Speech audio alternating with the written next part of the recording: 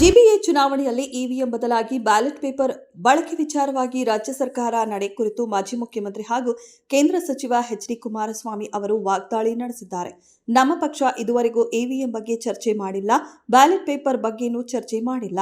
ಚರ್ಚೆ ಮಾಡುತ್ತಿರುವವರು ಯೋಚನೆ ಮಾಡಬೇಕು. ಕಾಂಗ್ರೆಸ್ನವರು ಇವಿಎಂ ಬಗ್ಗೆ ಚರ್ಚೆ ಮಾಡುತ್ತಿದ್ದಾರೆ. ನಾನು ಈ ರಾಜ್ಯದ ಮುಖ್ಯಮಂತ್ರಿಗಳಿಗೆ ಕೇಳುತ್ತೇನೆ, ನೀವು 135 ಸ್ಥಾನ ಗೆದ್ರಲ್ಲ, ಇವಿಎಂ ಮೂಲಕ ಗೆದ್ರ ಅಥವಾ ಬ್ಯಾಲೆಟ್ ಪೇಪರ್ ಬಳಸಿ ಗೆದ್ರ, ಜನತೆಗೆ ಹೇಳಿ ಎಂದರು. ಅಕ್ರಮ ಬಾಂಗ್ಲಾದೇಶ ವಲಸಿಗರ ಪತ್ತೆ ಕಾರ್ಯಾಚರಣೆಗೆ ಮುಂದಾದ ರಾಷ್ಟ್ರ ರಕ್ಷಣಾ ಪಡೆಯ ಮುಖಂಡ ಪುನೀತ್ ಕೆರೆಹಳ್ಳಿಯನ್ನ ಪೊಲೀಸರು ಬಂಧಿಸಿದ್ದಾರೆ. ಸೋಲದೇವನಹಳ್ಳಿ ಪೊಲೀಸ್ ಠಾಣಾ ವ್ಯಾಪ್ತಿಯ ಕೆಂಪಾಪುರದಲ್ಲಿ ಅಕ್ರಮ ಬಾಂಗ್ಲಾ ವಲಸಿಗರು ಇದ್ದಾರೆ ಎಂಬ ಆರೋಪದ ಹಿನ್ನೆಲೆ ಪುನೀತ್ ಕೆರೆಹಳ್ಳಿ ಅಲ್ಲಿಗೆ ತೆರಳಿದ್ದರು. ಹಸನ್ ಎಂಬಾತ ಅಕ್ರಮ ಬಾಂಗ್ಲಾ ವಲಸಿಗ ಎಂದು ಪುನೀತ್ ಕೆರೆಹಳ್ಳಿ ಆರೋಪಿಸಿದ್ದಲ್ಲದೆ ಈ ಸಂಬಂಧ ಸೋಲದೇವನಹಳ್ಳಿ ಪೊಲೀಸ್ ಠಾಣೆಗೆ ದೂರು ನೀಡಿದ್ದಾರೆ. ದೂರು ನೀಡಿ ಠಾಣೆಯಿಂದ ಹೋಗುತ್ತಿದ್ದ ವೇಳೆ ಬಾಗಲಕುಂಟೆ ಪೊಲೀಸರು ಪುನೀತ್ ಕೆರೆಹಳ್ಳಿಯನ್ನ ಬಂಧಿಸಿದ್ದಾರೆ ಎಂದು ತಿಳಿದು ಬಂದಿದೆ.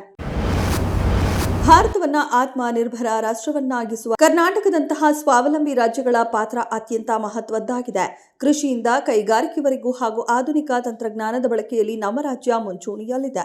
ಈ ಪಯಣವನ್ನ ಸಂಕೇತಿಸುವಂತೆ ಸಿರಿಧಾನ್ಯದಿಂದ ಮೈಕ್ರೋಚಿಪ್ ವರೆಗೆ ಎನ್ನುವ ಸ್ತಬ್ಧ ಚಿತ್ರವನ್ನು 2026ರ ಜನವರಿ 26ರಂದು ನವದೆಹಲಿಯಲ್ಲಿ ನಡೆಯುವ ಗಣರಾಜ್ಯೋತ್ಸವದ ಅಂಗವಾಗಿ ಕೆಂಪುಕೋಟೆಯಲ್ಲಿ ಆಯೋಜಿಸುವ ಭಾರತ ಪರ್ವದಲ್ಲಿ ಕರ್ನಾಟಕವು ಪ್ರದರ್ಶಿಸುತ್ತಿದೆ.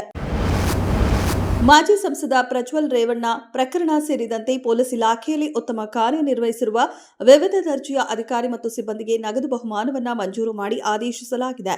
ಡಿಜಿ ಮತ್ತು ಐಜಿಪಿ ದರ್ಜೆ ಅಧಿಕಾರಿಗಳಿಗೆ ತಲಾ 20,000ದಂತೆ ಒಟ್ಟು 25 ಲಕ್ಷ ರೂಪಾಯಿ, ಡಿಜಿಪಿ, ಎಡಿಜಿಪಿ ಮತ್ತು ಐಜಿಪಿ ಅಧಿಕಾರಿಗಳಿಗೆ ತಲಾ 8,000ದಂತೆ ಒಟ್ಟು 3 ಲಕ್ಷ ರೂಪಾಯಿ, ಇಲಾಖೆಯ ಇತರೆ ಅಧಿಕಾರಿ ಸಿಬ್ಬಂದಿಗಳಿಗೆ ತಲಾ 5,000ದಂತೆ ಒಟ್ಟು 2 ಲಕ್ಷ ರೂಪಾಯಿ ಹಾಗೂ ಜಿಲ್ಲಾ ಮಟ್ಟದ ಅಧಿಕಾರಿಗಳಿಗೆ ತಲಾ 5,000ದಂತೆ ಒಟ್ಟು 1 ಲಕ್ಷ ನಗದನ್ನ ಒಳ ಆಡಳಿತ ಇಲಾಖೆ ಮಂಜೂರು ಮಾಡಿದೆ.